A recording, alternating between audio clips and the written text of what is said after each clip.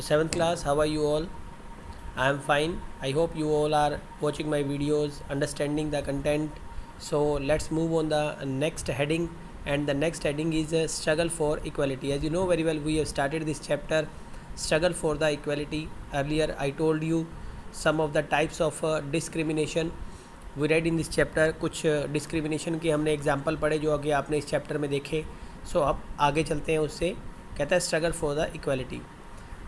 Throughout the world, in every community, village, city and town, you will find that there are some people who are known and respected because of their fight for equality. कहता है हर community में, हर village में, हर city में कहीं ना कहीं आपको ऐसे लोग मिलेंगे जिनकी आप इज़्ज़त करते हैं, because they fight for equality. कहीं ना कहीं उन्होंने समानता के लिए, इक्वलिटी समानता के लिए कहीं ना कहीं जद्दोजहद की है, लड़ाई की है. दीज पीपल में have stood up against an act of discrimination. ये हमेशा उस एक्ट ऑफ डिस्क्रिमिनेशन के अगेंस्ट खड़े हुए हैं. दैट दे फेस्ड और वॉच दे विटनेस्ड, मतलब जो उन्होंने देखा या जिसके वो गवाह हैं. और they may be well respected because they treat all person with dignity. वो इसलिए भी रिस्पेक्टेड हैं क्योंकि उन्होंने सब लोगों के साथ समानता का व्यवहार किया है. And are there for trusted and called upon to resolve issue in the community, और जिन्होंने कि कम्युनिटी के इश्यूज़ को भी रिसॉल्व किए हैं.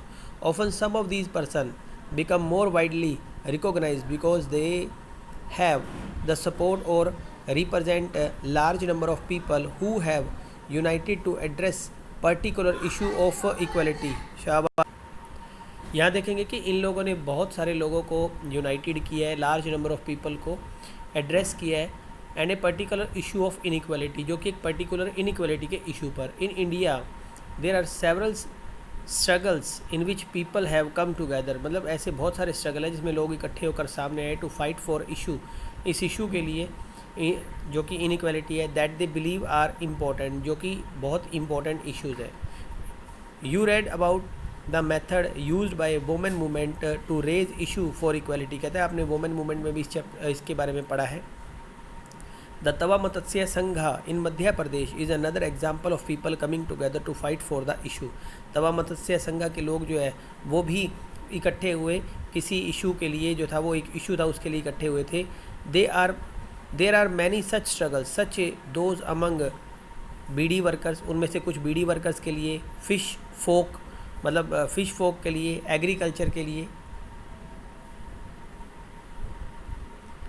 Labourer, slum dwellers, and each group is struggling for justice in its own way. कहता है आज ये जो सारे ग्रुप्स हैं, चाहे वो लेबरर का ग्रुप्स है, चाहे वो स्लम ड्वेलर्स हैं, ये हर लोग जो है वो आज अपने न्याय के लिए लड़ रहे हैं. There are also many attempts to form cooperatives और अदर कलेक्टिव वेज, मतलब आज कुछ सहयोगात्मक और जो कलेक्टिव वेज है, मिलकर संगठन बनाकर चलने के लिए ऐसे ग्रुप भी जो है, by which people can more control over the resources, जिससे लोग ज़्यादा से ज़्यादा रिसोर्सेज को कंट्रोल कर सकें. चलिए तवा मत्स्य संघा की कहानी को एक बार फिर से रिवाइज करते हैं.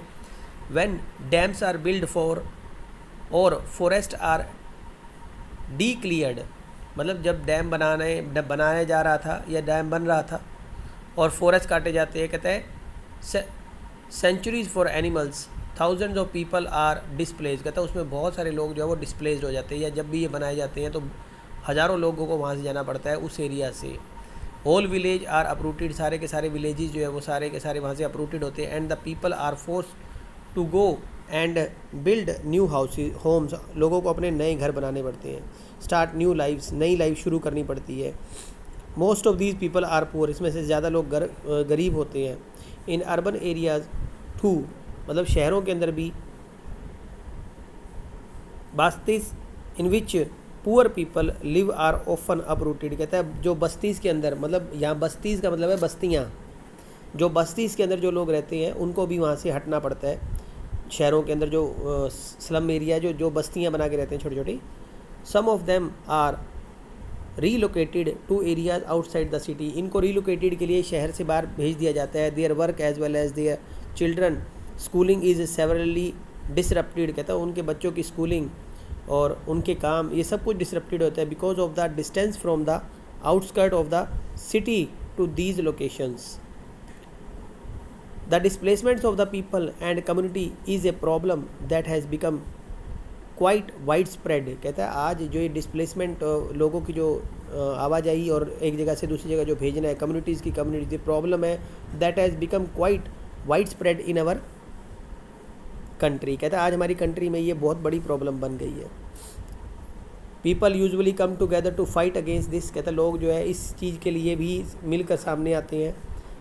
There are several organization across the country. कहता है बहुत सारी कंट्री के लिए बहुत सारे ऑर्गेनाइजेशन है कंट्री के लिए fighting for the rights to the displaced, जो कि इस डिस्प्लेसमेंट के लिए सामने आते हैं या इसके लिए ऑर्गेनाइजेशन बनाते हैं कंट्री में, इसके लिए फ़ाइट करते हैं। In this chapter we will read about the Tawa Matsya Sangha, a federation of fish workers cooperative an organization fighting for the rights of the displaced forest dweller for the Satpura forest in Madhya Pradesh. यहाँ आप देखेंगे कि तवा मत्स्य संघा के लोग किस तरह से सामने आए, जो कि मध्य प्रदेश में सतपुड़ा फॉरेस्ट में जिनको कि डिस्प्लेस्ड किया जा रहा था वो फिश वर्कर्स हैं और कोऑपरेटिव ऑर्गेनाइजेशन के जरिए वो मध्य प्रदेश में उन्होंने अपने अधिकारों के लिए लड़ा। Originating into a Madho hills of Chhindwara district, मतलब ये जगह का नाम है, ये माधो हिल्स है, पहाड़ियों का नाम है, और चिंदवरा एक डिस्ट्रिक्ट है। The Tawa flows through Betul before joining the Narmada in Hoshangabad. The Tawa's dam began to built in 1958, मतलब ये जो तवा डैम्स जो था वो 1958 में बनना शुरू हो गया था and was completed in 1978। It submerge a large across of forest and agriculture land. इसके अंदर बहुत सारी एग्रीकल्चर लैंड और जो फॉरेस्ट जो थे उसके अंदर सबमर्ज हो गए थे, यानी कि वहाँ से क्लियर कर दिए गए थे। The forest dweller were left with nothing. Forest dweller मतलब जो फॉरेस्ट डिवेलर थे वर लेफ्ट चले गए विद नथिंग, बिना किसी चीज़ के ही वहाँ से उनको भेज दिया गया।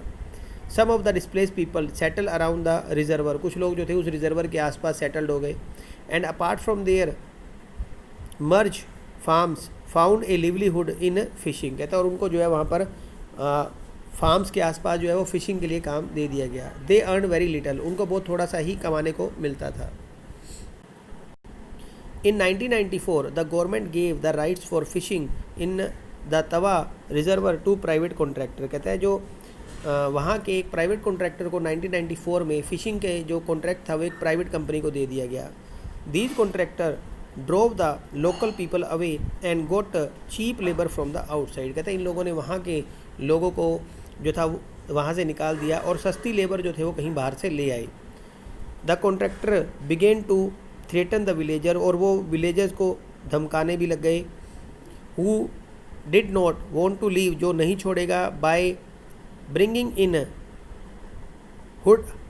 हुडलम्स, मतलब उनको जो ज़बरदस्ती निकाल दिया जाएगा। The villagers stood united and decided that it was a time to set up an organization and do something to protect their rights. कहता है विलेजर्स ने भी ठान लिया था कि वो एक ऑर्गेनाइजेशन बनाएंगे और अपने राइट्स के लिए वो लड़ेंगे। The newly formed Tawa Matsya Sangha TMS organize rally and a chakka jam road blockade demanding their rights to continue fishing. और इसी तरह से उन्होंने रोड जाम करना जो था वो शुरू कर दिया था और अपनी डिमांडिंग जो थी वो फिशिंग राइट्स के लिए अपनी डिमांड जो थी उन्होंने उनके सामने रख दी।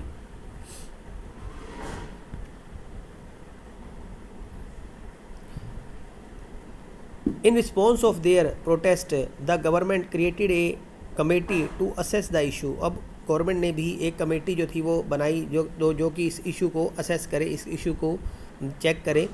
The committee recommended that fishing rights be granted to the villagers for the their livelihood. कहता है भी उस कमेटी ने बताया जो फिशिंग राइट जो थे वो विलेजर्स को ही ग्रांटेड किए गए थे ताकि ये वहाँ से अपना आजीविका कमा सके, अपने पैसे कमा सके। In 1996 the Madhya Pradesh government decided to give to the people displaced by Tawa Matsya dam the fishing rights for the reservoir.